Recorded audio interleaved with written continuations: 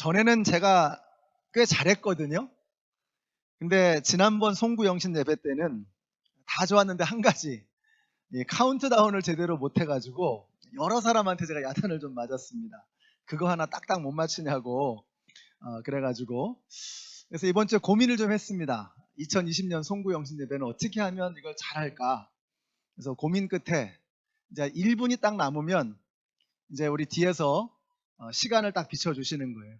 그리고 이제 20초가 남으면 불을 꺼주시고 여러분이 핸드폰을 꺼내서 촛불 켜듯이 이렇게 딱 켜주시는 거예요. 그리고 이제 10초가 남으면 제가 뭘 하고 있든지 간에 상관하지 마시고 카운트다운을 딱 이제 시작을 해서 멋있게 근사하게 이렇게 송구영신 예배 카운트다운 시간을 하면 참 좋을 것 같습니다. 우리가 이렇게 이 송구영신 예배가 늦은 시간이거든요. 근데 굉장히 많이 나오십니다. 그 시간을 굉장히 귀하게 여기시는 거죠. 왜 그럴까를 생각해 보니까 이런 지나간 것에 대한 어떤 아쉬움, 내가 잘 못했다는 어떤 그런 아쉬움, 그리고 새해에는 좀 더 잘해봐야지 하는 이런 결심이 만나는 그런 지점이 바로 이 송구영신 예배가 아닌가 하는 생각이 들어요. 우리가 이렇게 연초가 되면 저마다 새로운 결심을 벼르게 됩니다. 우리는 그 결심이 근데 이렇게 결심을 하지만 그 결심이 오래가지 않는 게 이게 우리의 문제입니다. 근데 오늘 본문에 나오는 이 바울을 보면 그 뚝심이 정말 대단합니다. 예수님을 처음 만났을 때 그 다마스쿠스의 사건을 오늘 본문에서 또다시 언급하거든요. 그래서 사도행전에는 이 다마스쿠스에서 만난 그 예수님을 만난 그 사건 이야기가 3번이 반복이 됩니다. 그래서 바울은 하여튼 틈만 나면 그 이야기를 한다 이런 말씀을 드렸죠. 놀라운 것은 바울이 간증으로 끝나지 않는다는 거예요. 제가 다마스쿠스에서 그렇게 엄청나게 예수님을 만났습니다. 간증하는 것으로 끝나지 않는다는 것입니다. 그 간증이 평생의 결심과 삶의 구체적인 실천으로 끝까지 가는 것입니다. 우리가 어떻게 하면은 이렇게 바울처럼 뚝심 있게 우리가 세운 결심을 끝까지 밀어붙이고 나갈 수 있겠는가? 오늘 그 이야기를 바울에게서 좀 배워보려고 합니다. 오늘 본문의 마지막 부분에 보시면 이런 말씀이 나와요. 26장 19절인데 그러므로 아그리빠 임금님 나는 하늘로부터 받은 환상을 거역하지 않고 라고 했어요. I was not disobedient to the heavenly vision. 하늘의 비전, heavenly vision. 하나님께서 주신 그 하늘의 비전에 거역하지 않았다는 거예요. 그 말은 뭐냐면 순종했다는 것을 강조해서 표현하는 것입니다. 여러분이 바울이 하늘의 비전, heavenly vision, 하늘의 비전을 받은 것입니다. 잠언에 이런 말씀이 나오죠. 백성이 비전이 없으면 백성들이 망한다. Where there is no vision, the people perish. 비전이 없는 곳에서 백성들은 썩어버린다는 거예요. 망한다는 것입니다. 비전이 없으면 우리 하나님의 나라의 백성들은 망하는 것입니다. 저는 여러분에게 하늘의 비전이 임하게 되시기를 바라요. 그냥 세상의 생각이 아니고 우리가 세상에서 출세하겠다고 하는 그런 세상의 욕망이 아니고 세상의 어떤 얄팍한 성공 비전이 아니고 허무한 아메리칸 드림 비전이 아니고 하나님 나라의 꿈을 꾸시는 헤븐리 비전, 하늘의 꿈을 꾸시는 저와 여러분이 되시기를 바랍니다. 하늘의 비전이 임하면요 희한한 일들이 벌어집니다. 어제 새벽기도 시간이 마태복음 8장을 봤거든요. 근데 마태복음 8장에 보면 참 희한한 일이 벌어져요. 문둥병자가 예수님에게 왔어요. 근데 예수님께서 그 문둥병자를 고쳐주시는데 말씀으로 고쳐주시죠. 그런데 이상하게 예수님이 희한한 행동을 하세요. 병은 말씀으로 고쳐주시는데 희한한 행동을 하세요. 어떻게 하시느냐? 그 문둥병자의 몸에 손을 대시는 겁니다. 이게 희한한 일이에요. 왜냐하면 이스라엘 사람들은 문둥병자를 부정한 사람으로 여겼기 때문에 그런 사람들을 부정한 사람들에게 절대로 손대지 않습니다. 근데 예수님은 희한한 일을 하시는 거예요. 그 문둥병자에게 손을 대신 거예요. 이유가 뭘까? 여러분 이스라엘 사람들이 왜 문둥병자와 같은 부정한 사람들에게 손을 대지 않을까요? 거룩한 자가 부정한 것에 손을 대면 그 부정한 것이 거룩한 자에게 영향을 줘서 거룩이 부정한 것이 돼버린다고 믿은 거죠. 그게 이스라엘 사람들이 믿는 바였고, 사실은 그것이 세상 사람들이 생각하는 것입니다. 거룩한 자가 부정한 것에 손을 대면 거룩한 자가 부정해진다고 생각하는 거예요. 근데 예수님의 생각은 달랐어요. 예수님의 생각은 뭐였냐? 거룩한 자가 부정한 것을 만지면 부정한 것이 거룩해진다는 거예요. 그게 예수님의 생각이었어요. 예수님의 이 희한한 생각. 그래서 거룩한 예수님은 부정한 자를 만지셨던 것입니다. 여러분, 이것이 바로 우리 예수 믿는 사람들의 생각이어야 합니다. 저는 여러분들이 이게 수세적으로, 소극적으로 부정해지지 않기 위해서 그냥 막 이 보호막을 치고 세상으로부터 격리되는 것이 아니라 예수님의 그 희한한 마음을 여러분도 가지셔서 거룩한 자가 부정한 것을 만지면 거룩한 자가 부정한 것을 변화시켜 버릴 수 있다고 하는 이 담대한 믿음으로 나아가시는 저와 여러분이 되시기를 바라요. 이 예수님의 생각, 희한한 생각이었죠. 또 예수님의 마음은 참 희한했어요. 여러분, 성경의 마태복음 8장을 자세히 보시면 예수님께서 병을 뭘로 고치세요? 말씀으로 고치셨어요. 내가 나을 것이다 라고 말씀하시니 병이 나았다, 이렇게 말씀하고 있거든요. 그러니까 문둥병자의 병은 뭘로 고치신 거예요?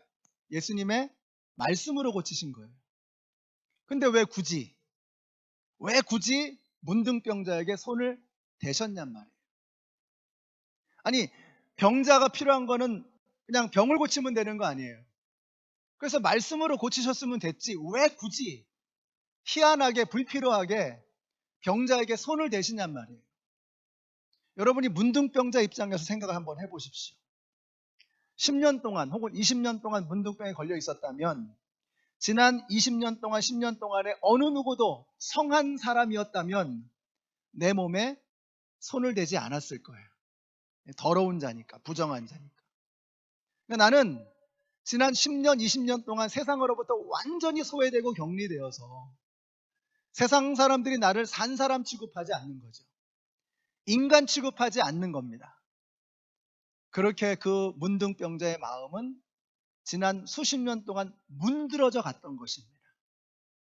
여러분, 예수님은 말씀으로 문둥병을 고치셨어요. 그리고 예수님은 그 따스한 손길로 문둥병자의 문드러진 마음을 만져주신 것입니다. 수십 년 만에 처음으로 성한 사람이 만져주시는 그 만짐을, 그 터치를 경험하게 된 거예요. 그 예수님의 손길로 문둥병자의 문드러진 마음이 회복이 되는 거예요. 예수님의 말씀으로 문드러진 살갗이 회복된 것처럼 예수님의 손길로 문드러진 문둥병자의 마음이 회복되는 겁니다. 저는 이 희한한 예수님의 마음이 저와 여러분에게도 있게 되시기를 바라요. 그러니까 하늘의 비전, 하나님의 생각이 내 안에 들어오면 이런 희한한 일들이 벌어지는 거예요. 그래서 거룩이 부정한 것을 바꿔버리고, 그래서 세상 사람들은 상관하지 않지만 그 사람들이 생각하지 않는 그 마음까지도 터치하는 그런 예수님의 마음이 내 안에 들어오게 되는 것입니다. 사랑하는 성도 여러분, 우리 연합장로교회가 올해에는 좀 그런 일을 이루시면 좋겠어요. 예수님의 발길, 그리고 예수님의 손길이 이 병자를 고치셨잖아요. 말씀으로 병을 고치시고 예수님의 발길과 손길로 그 병자의 마음을 고치시잖아요. 여러분, 하나님께서 우리의 질병을, 우리의 문제를 하나님의 능력으로 고쳐주실 것입니다.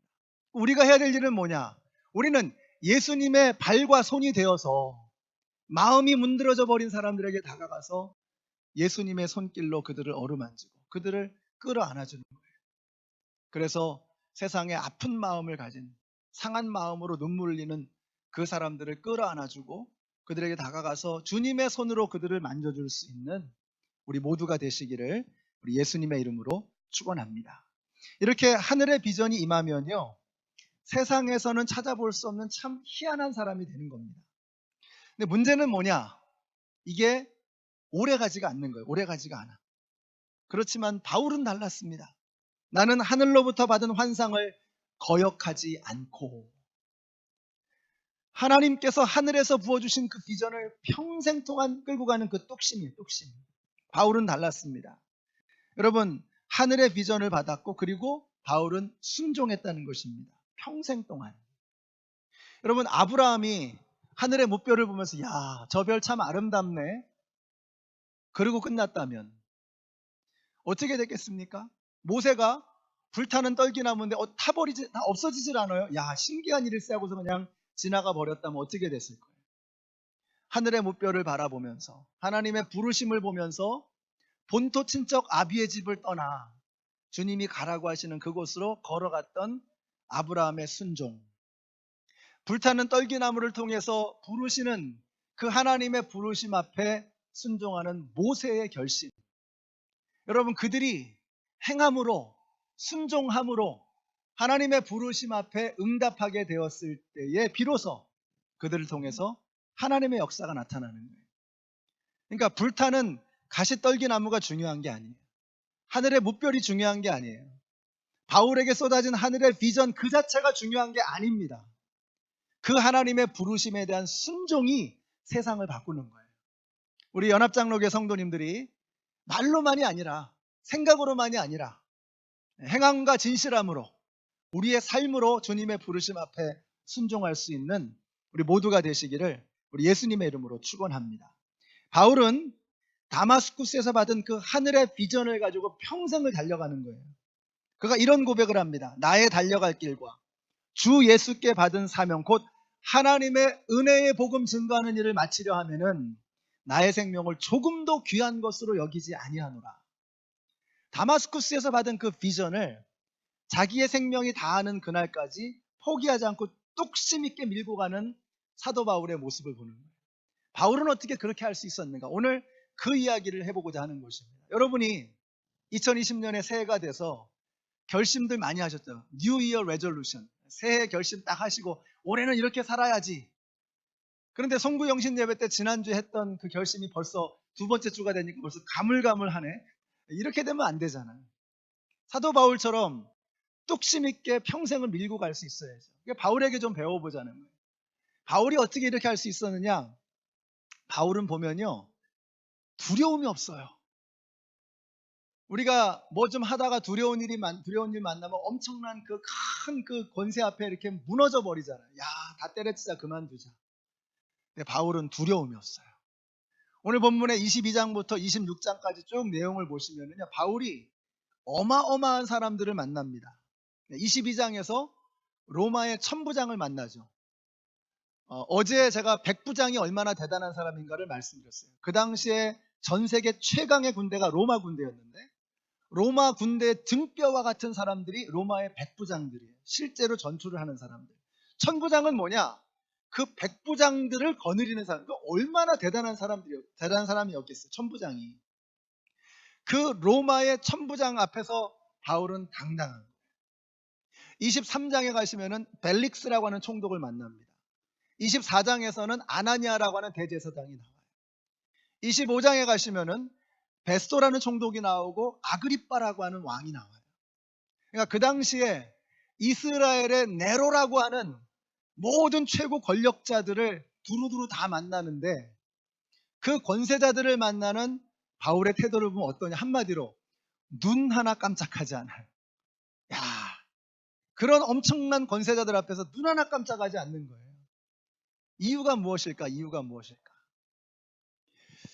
바울이 그 사역을 시작하기도 한참 전에 예수님께서 제자들에게 하셨던 말씀이 있습니다. 마태복음 10장 18절에 보시면 예수님께서 제자들에게 이런 말씀을 하세요.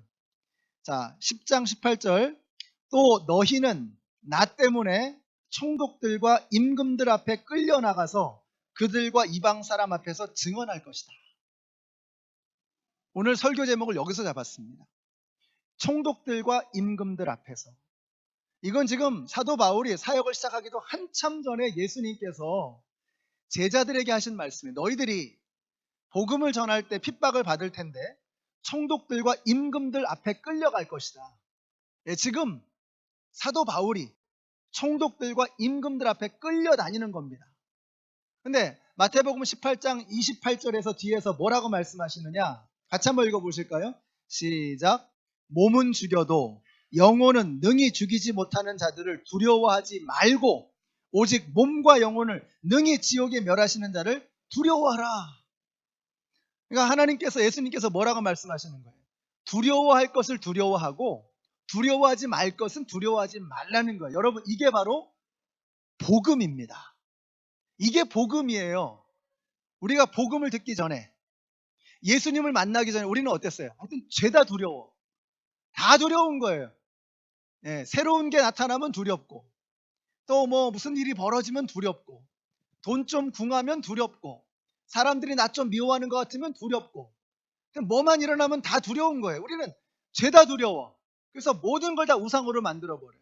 쥐의 형상을 깎아가지고 우상을 만들고 말이죠. 파리의 형상으로 우상을 만들고, 코끼리의 형상으로 우상을 만들고, 황소를 가지고 우상을 만들고, 나무를 세워놓고 그거 가지고 우상을 만들고, 망부석을 세워놓고 우상을 만들고. 우리 죄다 두려운 거예요. Just in case, 혹시 내가 빠뜨린 게 있을까봐 이름이 없는 우상까지 만들어가지고 그러고 섬기는 게 인간입니다. 그러니 우리가 모든 것 앞에 두려운 거예요. 두려움을 보여주는 겁니다. 근데 하나님 뭐라 그러시는 거예요? 하나님만 두려워하는 거예요.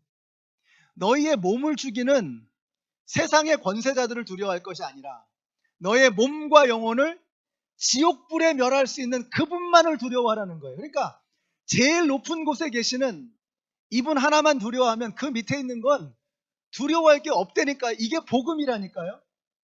예수 믿는 사람은 한 분만 두려워하는 거예요. 요 한 분만 두려워하면 그 밑에 있는 건 두려운 게 없는 거죠. 다 그분 밑에 있는 건데. 이게 복음입니다. 이게. 우리 예수 믿으면 두려움이 사라지는 이유가 뭐냐? 우리는 하나님만 두려워하면 돼. 하나님을 두려워하는 사람은 세상을 두려워하지 않아요. 우리가 하나님만 두려워하는. 그러니까 사도 바울이 어떻게 그렇게 총독들 앞에서, 임금들 앞에서, 세상 권세자들 앞에서 두려워하지 않을 수 있느냐? 그들보다 훨씬 높은 곳에 계시는 하나님이 두려우니까 그 밑에 있는 건 두려운 게 없는 거예요. 사랑하는 연합장로교 성도 여러분, 여러분이 이제 2020년에 도대체 나에게 무슨 일이 벌어질까? 희망도 있지만 조금만 무슨 일 벌어지면 화들짝 놀라고 두려워하기 시작하잖아요. 내가 예상한 예상치에서 벗어나면 그때부터 막 두려움이 몰려오기 시작하잖아요. 올해는 두려워하지 마시기 바랍니다. 왜요? 여러분 안에 세상보다 크신 분이, 여러분 안에 세상을 이기신 분이 계시기 때문에 그분만 두려워하세요. 그분만 두려워하시면 그 밑에 있는 건 두려울 게 없는 거예요. 사도 바울은 두려움이 없었어요. 하나님이 두려우니까. 그분 밑에 있는 건 무서울 게 없는 거죠. 우리 교회가 그런 교회가 되시기를 바라요. 우리 성도님들이 그런 분들이 되시기를 바라요. 그래서 하나님 한 분만 다 두려워하시고 어떤 상황 속에서도 굴하지 않고 포기하지 말고 좌절하지 말고 끝까지 뚫고 지나갈 수 있는 우리 모두가 되시기를 우리 예수님의 이름으로 축원합니다. 자, 또 한 가지, 사도 바울이 어떻게 이렇게 어떤 상황 속에서도 굴하지 않을 수 있었는가?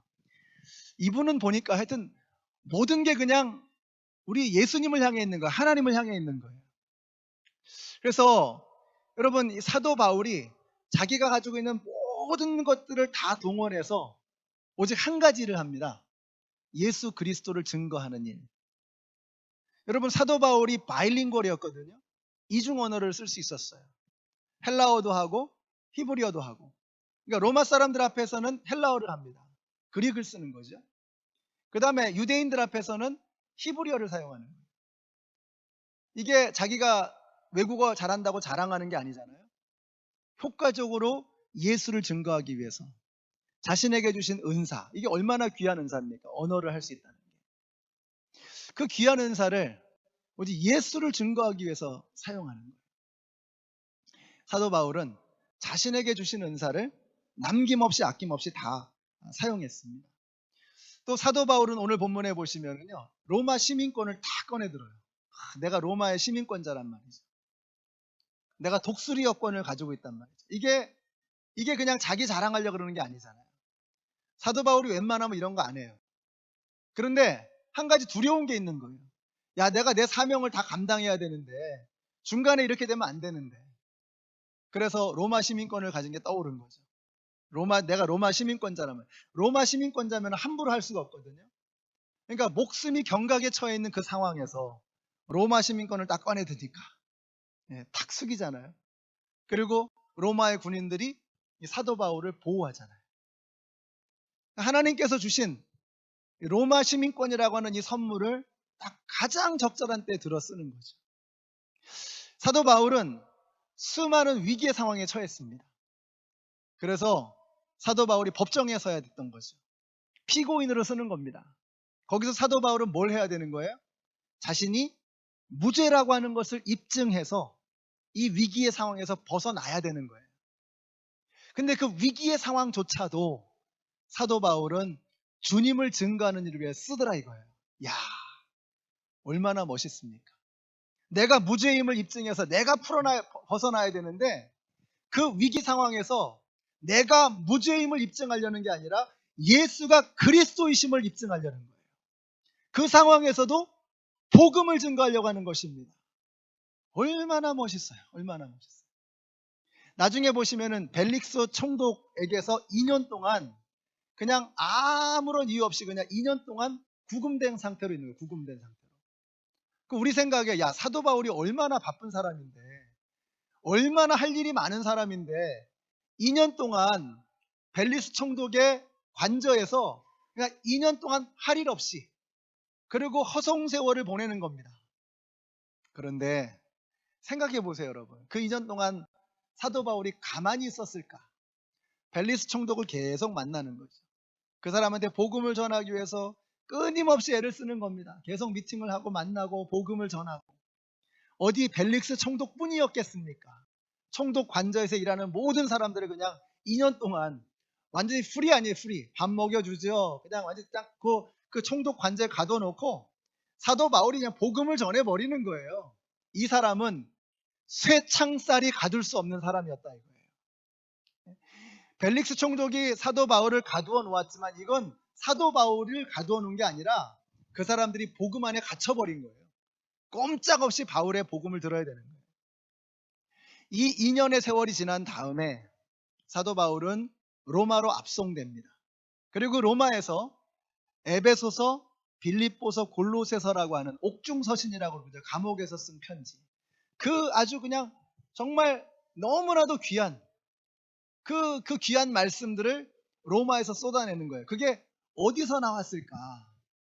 저는 벨릭스 총독의 관저에서 2년 동안 갇혀 있으면서 바울이 실제로 권세자들에게 복음을 전하면서 거기서 얻은 지혜와 깨달음과 문제의식, 복음에 대한 더 깊은 차원의 인식, 이런 것들을 정리하지 않았을까? 그러니까 그 놀라운 에베소서의 말씀 보세요. 얼마나 글로리어스한지, 얼마나 영광스러운지. 빌립보서의 그 감옥에 갇혔을 때 그 기쁨을 노래하는 걸 들어보세요. 골로새서에서 예수 그리스도가 최고라고 하는 것을 선포하는 그 메시지를 들어보세요. 그게 어디서 나왔냔 말이에요. 제 생각에는 벨릭스 총독의 관저에서 2년 동안 갇혀있는 동안 바울은 절대로 허송세월을 하지 않아요. 그 시간 동안에 하나님이 주신 비전, 깨우침을 하나하나 받아 적었을 것입니다. 우리가 왜 그런 말 하죠? 아이고 야 그 시간만 낭비했어. 허송세월만 보냈어. 여러분, 상황이 문제가 아니에요. 사도 바울은 어떤 상황에 처했든 어떤 형편에 처했든 그는 주어진 그 상황 속에서 최선의 것을 끌어내는 사람이었어요. 그러니까 여러분, 상황, 형편, 환경 탓하지 마세요. 다 핑계입니다. 다 핑계예요. 감옥에서도 놀라운 하나님의 일을 하잖아요.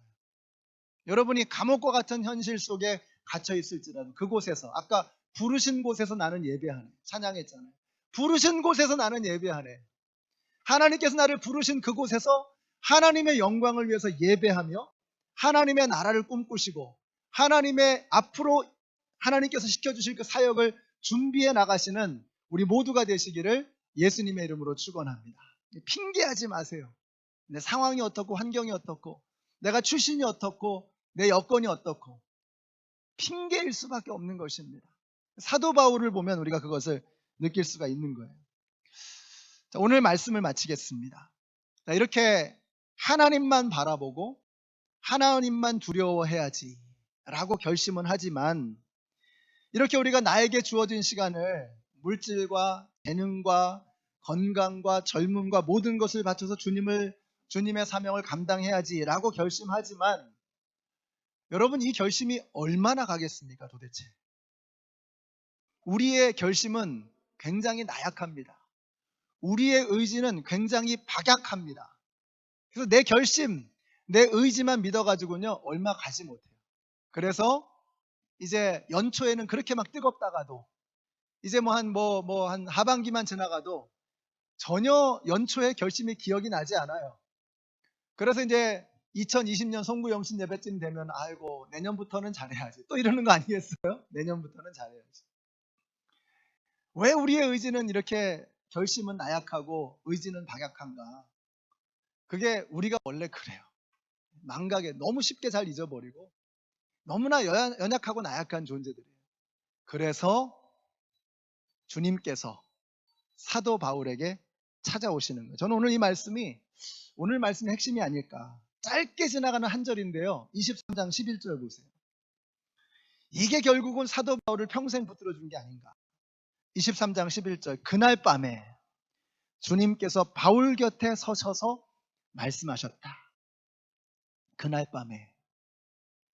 밤에 주님께서 바울 곁에 서셔서 말씀하셨다. 그날 밤이 어떤 밤입니까? 그날 밤에 사도 바울의 주변에 있었던 많은 사람들이 바울을 죽이기 위해서 이를 바득바득 갈고 있었던 바로 그 밤이에요. 그날 수많은 군중들이 폭도로 변해서 바울을 죽이라고 아우성쳤던 바로 그날입니다. 그날 밤에 바울을 암살할 음모의 계획이 꾸며졌던 바로 그 밤이에요.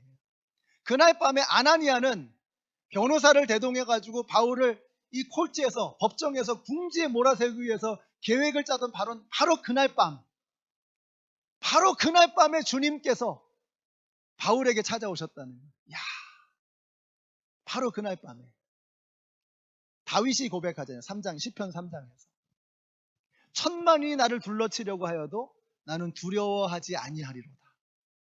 그날 밤에 사도 바울의 주위에 천만인들이 둘러싸며 바울을 죽이겠다고 이를 바득바득 갈고 있는 그 밤에 바울은 두려워하지 아니하리로다. 이유가 뭡니까? 그날 밤에 주님께서 곁에 서셔서 사도 바울 곁에 서셔서 말씀해 주셨기 때문에. 사랑하는 성도 여러분, 그 예수님을 만나셔야 합니다. 그래야 올 한 해 우리도 중간에 꺾어지지 않고 중간에 주저하지 않고 끝까지 나아갈 수 있는 거예요. 그래야 하나님께서 나에게 주신 그 소명과 비전과 사명을 붙들고 내 생명이 호흡이 마지막 다하는 그날까지, 내 코끝에서 숨이 멈추는 그 순간까지 우리가 주님의 사명을 붙들고 나아갈 수 있는, 우리는 의지의 길에서는 안 됩니다. 우리의 결심에 기대 가지고는 소망이 없어요.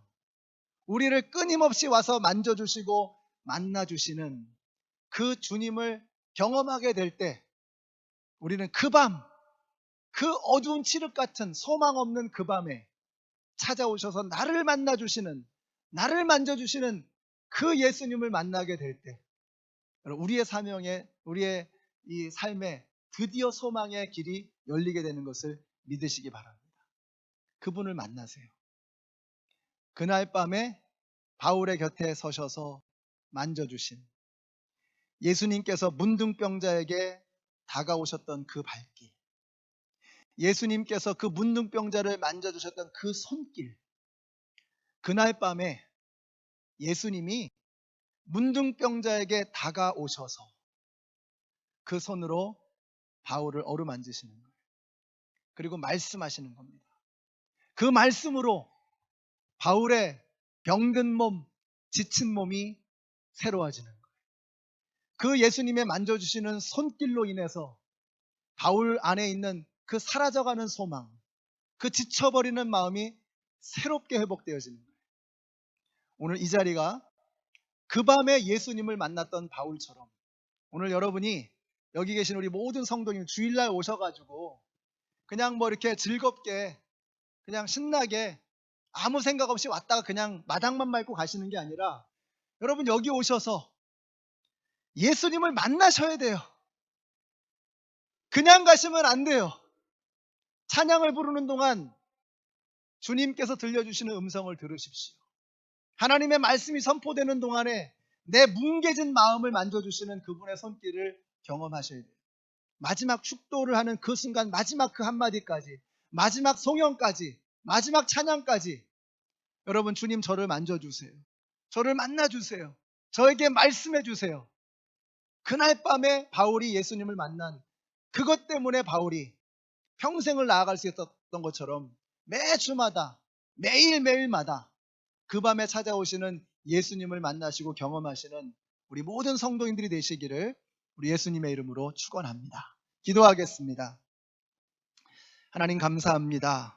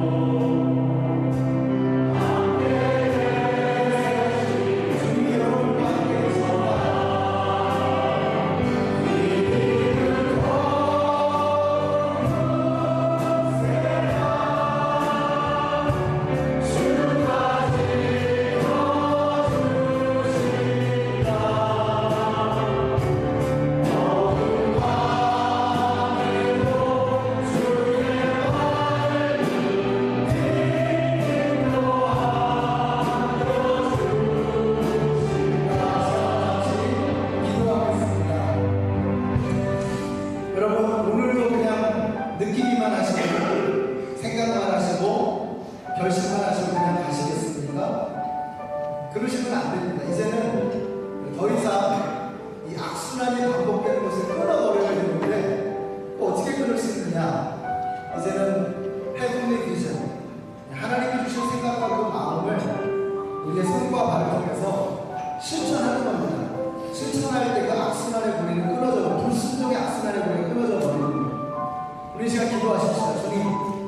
주님의 말씀을 들고 세상에 나아가서 문둥병처럼 썩어 문드러지는 마음으로 고통받는 이들에게 주님의 손이 되게 하시고 주님의 발이 되게 하시고 주님의 넓은 가슴이 되게 하여 주시옵소서. 말로만 사랑한다고 외치는 것이 아니라 이제는 행동과 진실함으로 예수님의 사랑을 실천하는 주님의 손과 발이 되게 하여 주시옵소서.